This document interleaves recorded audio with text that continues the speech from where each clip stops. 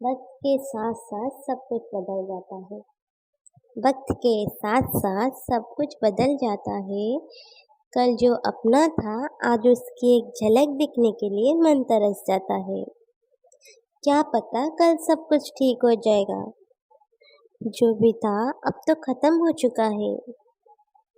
कल किसने देखा है। सब तो वक्त के हिसाब से जी रहे हैं। और वक्त का क्या पता, वो तो सुबह से सूरज के साथ होते हुए भी शाम को उसको भुला देता है।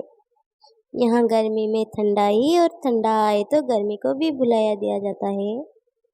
यहाँ बारिश हो रही हो तो छाता की ज़रूरत पड़ती है और बारिश खत्म तो छाता को भी भुलाया दिया जाता है। ये मेरी दुनिया है मेरे दोस्त। यहाँ जिसके पास कोई काम हो उसको अपना और जिसके पास कोई काम ना हो उसको पराया समझ दिया जाता है।